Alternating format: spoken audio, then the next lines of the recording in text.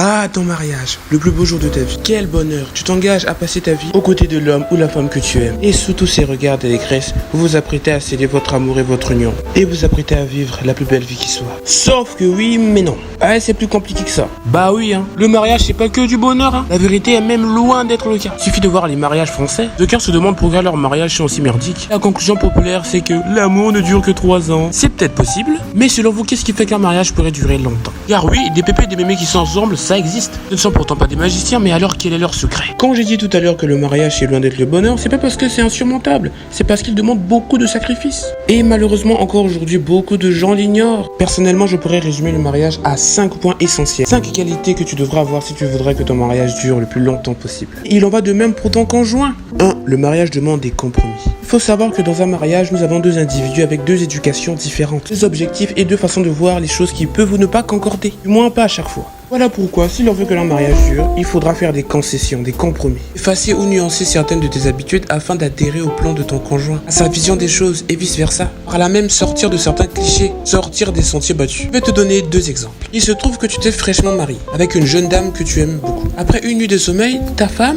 épouse, toujours été habitué à dormir seul sur son lit, car le fait de dormir avec un autre individu l'empêche de se mettre à son aise. Sauf que toi, tu aimerais bien dormir avec ta femme. Mais il va falloir faire ce compromis-là. Vous décidez simplement de faire chambre séparée pour la laisser dans son confort. Comme ça, elle peut être à la fois mariée et rester dans sa zone de confort. Oui, mais le cliché dit que quand on est en couple, il faut dormir avec sa femme. Mais pourquoi? Est-ce que c'est écrit? Est-ce que c'est une loi juridique ou plutôt biblique? Non.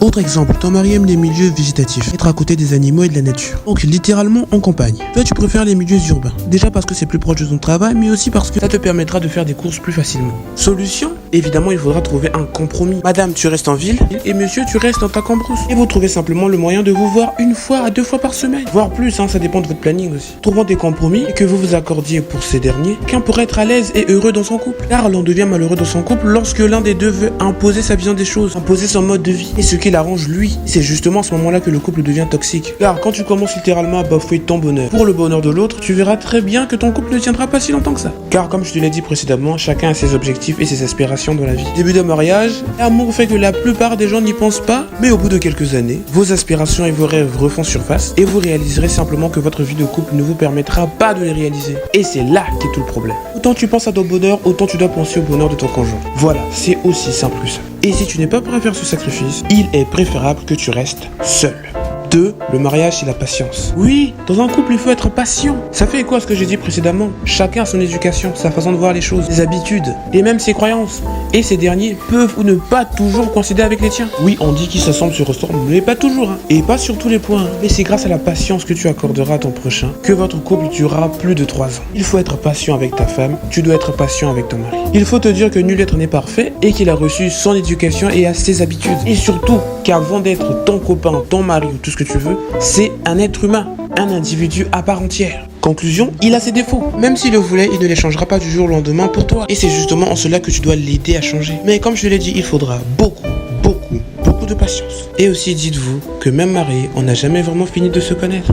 3. Le mariage, c'est le respect mutuel. Il faut respecter son conjoint. Oui, ta conjointe ou ton conjoint, tu lui dois du respect. Bah oui, c'est pas parce que ça nique que t'as déjà vu l'individu à poil que c'est bon, tu dois lui manquer de respect. Il faut se respecter, se considérer. Là, je vais m'adresser aux Africains là. C'est pas juste à vous d'être respecté par vos femmes. Vous aussi, vous devez respecter vos femmes. Ah bah oui, on n'est plus en 14, hein. L'époque femme fragile à la cuisine, là, c'est fini les mecs, hein. Le respect est l'une des 4 roues essentielles qui sont censées supporter un foyer. Pourquoi il est très important, voire essentiel, de respecter son conjoint ou sa conjointe. Car à l'insolence d'un époux ou d'une épouse, seul suffit à briser un couple. Je connais des cas, mais je vais pas en parler. 4. Le mariage, c'est aussi l'affection. Soyez affectueux, soyez affectueux. Si je peux remarquer quelque chose que je considère comme étant récurrent dans les vieux couples, du moins qui ont plus de 3 ans de relation, c'est que l'affection se perd. Les mecs, si vous aimez vos femmes, montrez-le tout le temps et en tout temps. N'hésitez jamais à complimenter, à faire attention aux petits détails. Nouvelle barrette, nouvelle boucle d'oreille, nouveau fond de teint, nouvel habit, nouveau rouge à lèvres. Soyez à l'affût. Je peux comprendre que le travail vous prend du temps, vous occupe ou vous stresse, hein, d'ailleurs. Et c'est tout à fait normal. Mais lorsque vous avez l'esprit libéré, n'hésitez jamais à faire comprendre à votre femme qu'elle est la plus belle. Exprimez vos sentiments, renouvelez votre amour pour éviter la monotonie. Et n'hésitez jamais à être romantique quand vous le pouvez. Je me suis adressé spécialement aux hommes parce que, en général, les femmes savent être romantiques, même sur le long terme. Mais les hommes, en général, moyen quoi.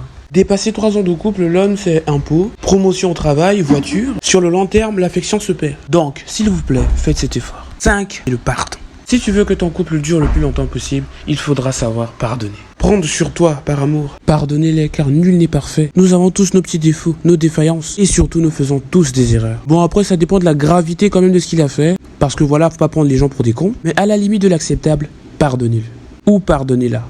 Alors là je vais m'adresser spécifiquement aux femmes. N'idéalisez jamais vos mecs. Jamais aussi doux, aussi affectueux, aussi courtois, aussi gentil ou serviable qu'il soit, jamais ne l'idéalisez. Même la Sainte Bible dit que l'homme est de nature frivole. Alors t'es croyant ou non croyant, c'est à toi de te caser, mais la preuve en est que 95% des hommes ont déjà trompé leur femme au moins une fois. Et tu vas pas me contredire là-dessus. Devant la femme, l'homme est faible. Mais alors très faible. Alors je ne suis pas en train de faire l'apologie de tromperie, ou pire encore de cautionner ça, mais ce n'est pas totalement de la faute de l'homme en fait. Des fois les mecs, leurs bites prennent littéralement le pas sur leur cerveau. Et contrairement aux femmes de base qui baisent en général par amour, les hommes ne font que s'amuser et assouvir leurs instincts les plus bas. Voilà pourquoi il faut pardonner. Ils ne réalisent pas toujours leurs faiblesses. Je le dis aujourd'hui, je pense que si je me marie un jour, je serai prêt à pardonner ma femme si elle me trompait une fois.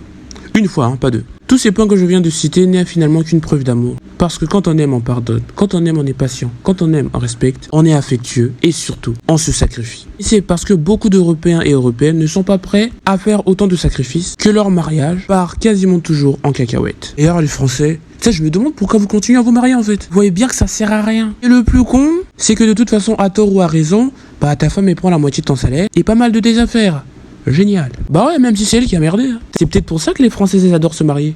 Parce qu'elles savent que dans tous les cas, elles gagnent. Ouais, c'est logique. Peut-être que si j'étais une meuf, je ferais pareil, je sais pas. Un mariage, c'est complexe. C'est ardu et demande plein de sacrifices. Si vous n'êtes pas prêt à assumer ces sacrifices, vous aurez perdu du temps, de l'argent et de l'investissement pour rien. Car un mariage, putain, ça coûte cher. Donc, quand on veut se marier, il faut être préparé aux réalités du mariage. Arrêtez d'idéaliser le mariage car, effectivement, l'amour ne dure que 3 ans. Et si vous ne respectez pas ces 5 points ou certains de ces 5 points, votre couple sera tout simplement bancal. Partage et dis-moi ce que t'en penses en commentaire. Tchuss.